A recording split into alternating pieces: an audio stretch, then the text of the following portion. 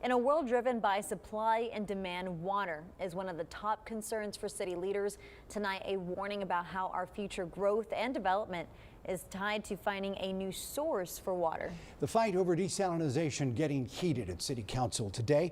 Our Michael Gibson gives us details of how close we are to possibly more water restrictions.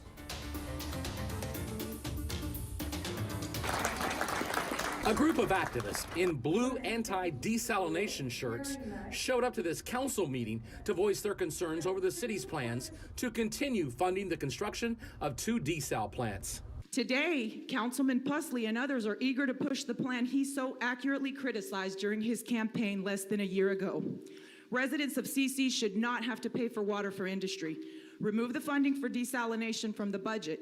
But the city is moving forward on building the desal plants because the city manager says in just a few short years, supply will equal demand, and that could result in more water restrictions and the loss of new business. Our statistics show that in about 2 years, 2-3 years from now, the supply of water will equal the demand.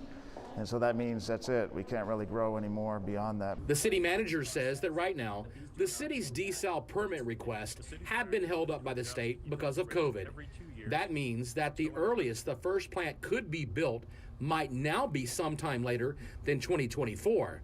That leaves a gap of 1 or 2 years where the city may not be able to have the water it needs to supply any new industries which come to town. If we want to grow, if we want to continue to grow and be a competitive city like the 7 cities above us in Texas, we need more water. City Councilman Greg Smith tells 3 News that city policy is that any future water projects need to be drought resistant and affordable, and desal seems to fit that bill. We know that we're going to need more water for the future, and right now desal looks like the most affordable option of our options out there. The city manager says that if another drought hits, then we could hit that supply meets demand cliff sooner than later.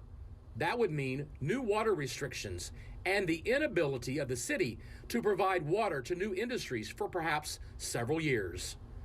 Michael Gibson, 3 News.